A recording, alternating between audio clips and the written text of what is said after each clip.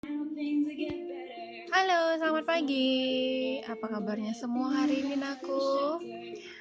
Oke, saya harap semuanya ada dalam keadaan baik-baik, sehat walafiat, belum ada yang kena corona. Baik, kali ini kita akan bahas tentang pengesahan Undang-Undang Dasar 1945.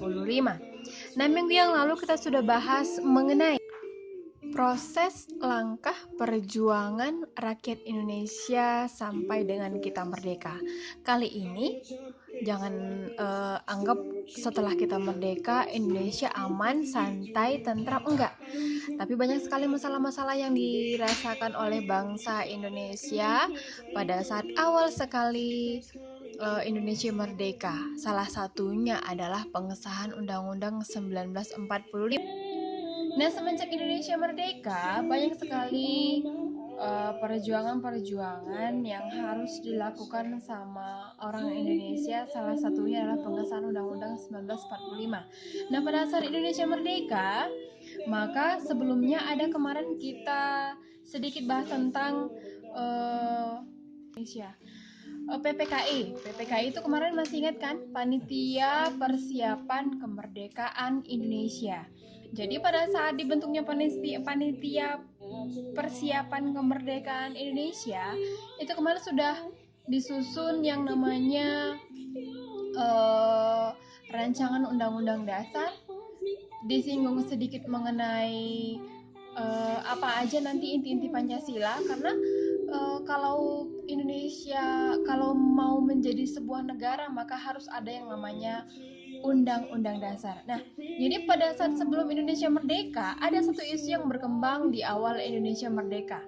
Isu itu sebenarnya bukan isu sih, tapi nyata, karena ada satu isi dari Pancasila ataupun bagian dari Undang-Undang Dasar yang menurut masyarakat Indonesia bagian timur itu ada satu isi yang berisikan tentang ketuhanan dengan menjalankan syariat Islam. Ketuhanan dengan menjalankan syariat Islam. Itu apa tadi? Ketuhanan dengan menjalankan syariat Islam. Nah, mengapa rakyat Indonesia yang bagian timur itu keberatan? Karena Indonesia bagian timur itu ada yang beragama Katolik dan ada yang beragama Protestan. Nah, Indonesia bagian timur ini menganggap dan mengatakan kepada Bung Hatta,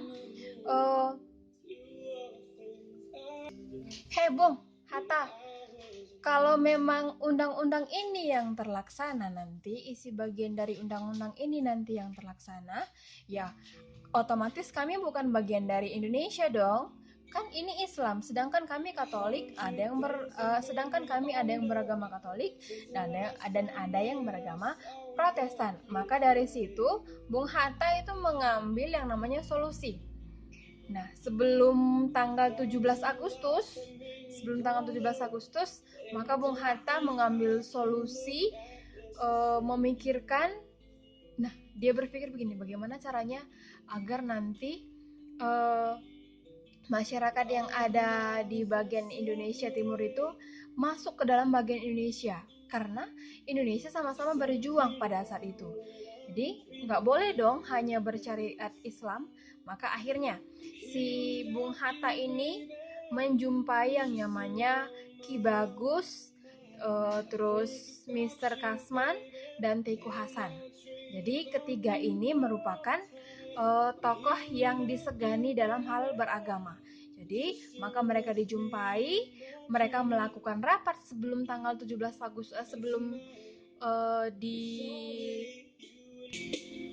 maka mereka melakukan rapat itu rapat tertutup ataupun rapat mendadak. Jadi pada saat sebelum disahkan undang-undang ini, maka mereka membahas tentang ini tadi, bagaimana caranya agar Indonesia bagian timur ini, rakyat Indonesia bagian timur ini masuk ke dalam Indonesia, bukan hanya bertuliskan ini. Jadi maka akhirnya ada hasil yang diambil. Nah, menghasilkan keputusan ataupun keputusannya itu menambah, mengganti beberapa kata yang sederhana.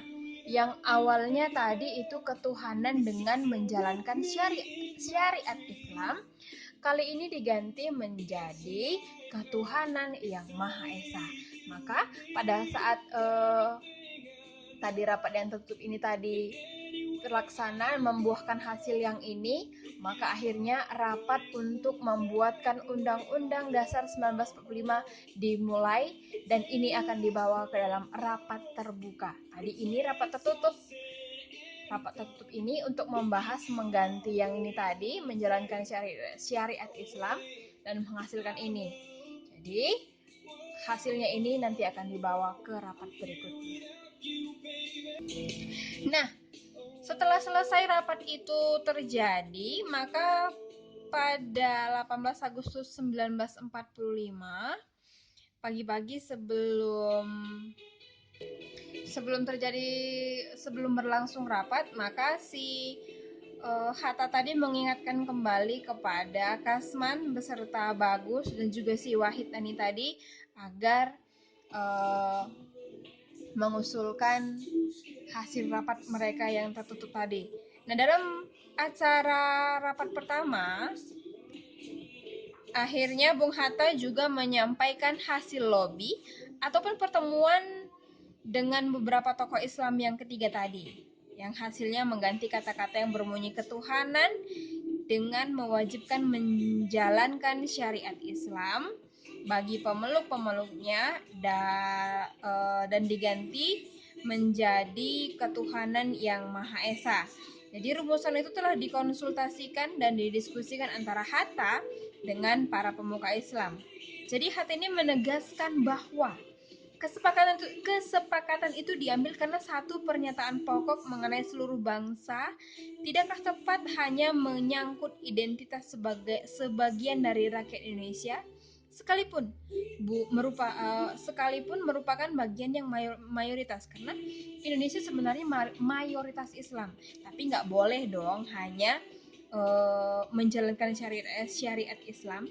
Jadi makanya kesepakatan penggantian rumusan itu dapat melegakan semua pihak, sekalipun sebagian dari pihak Islam ada juga loh yang merasa kecewa, tetapi tidak ada masalah kok. Jadi rapat pemandangan umum itu dapat berlangsung dengan lancar. Jadi setelah diadakan revisi isi dari pembukaan undang-undang yang tertera dalam piagam Jakarta itu, maka lahirlah yang namanya Teks Pancasila. Yang kemudian disahkan pada tanggal 18 Agustus 1945. Jadi tahu dong apa isi dari Pancasila? Ayo, apa isi dari Pancasila? Ada 5 kan? Nah, isinya itu ada ini 5. Kamu sudah paham tentang isinya? Maka tugas kami yang pertama adalah apa makna, arti dari Pancasila yang sudah ditentukan sama rapat tadi yang terjadi pada tanggal 18 Agustus tadi untuk menentukan Pancasila. Apa makna dari kelima ini tadi? Apa maknanya? Itu tugas kami yang pertama, ya. Apa makna Pancasila dari masing-masing sila? Ada 5 sila kan? Jadi tugasmu yang pertama adalah apa makna dari kelima sila yang ada di dalam Pancasila? Kenapa sampai ini dibuatkan menjadi Pancasila? Ini dibuatkan menjadi dasar negara Indonesia. Oke, pertanyaan pertama sudah saya sebutkan. Kali ini kita akan lanjut ke rencana yang berikutnya. Yang pada saat Pancasila sudah terbentuk, sudah disahkan, maka pada pukul 15 tadi terjadi sampai jam 1.30.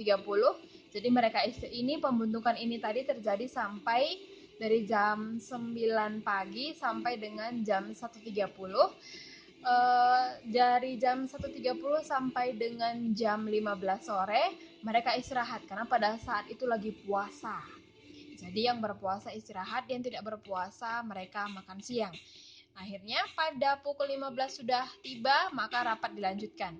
Jadi rapat ini mereka membahas tentang siapa yang akan menjadi presiden dan siapa yang akan menjadi wakil presiden. Karena presiden dan wakil presiden itu harus ada. Tujuannya untuk memenuhi dasar hukum negara. Jadi dasar hukum negara itu adalah presiden dan wakil presiden. Kalau tidak ada presiden dan wakil presiden, maka tidak akan ada yang namanya sebuah negara. Maka karena yang disegani, yang bersemangat pada saat perjuangan Indonesia itu adalah Insinyur Soekarno dan juga Insinyur Muhammad Hatta, maka mereka berdua lah yang menjadi presiden dan wakil presiden. Nah sebelum mereka dibuatkan menjadi wakil presiden dan presiden, awalnya sekali yang pertama itu masyarakat Indonesia membagikan kertas suara. Awalnya mereka mau melakukan voting siapa ya kira-kira yang akan menjadi presiden dan yang wakil presiden. Tapi akhirnya ada usulan dari Otto Iskandar Dinata. Nah, Otto Iskandar Dinata ini mengusulkan bagaimana kalau mereka berdua yang menjadi presiden dan wakil presiden dan semuanya menyetujui. Dan secara singkat, tak buang-buang waktu, terbentuklah yang namanya presiden dan wakil presiden.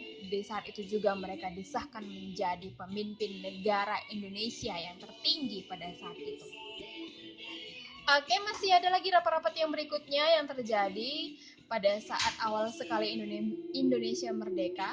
Nah, rapat-rapat itu tujuannya untuk mempertahankan kemerdekaan Indonesia.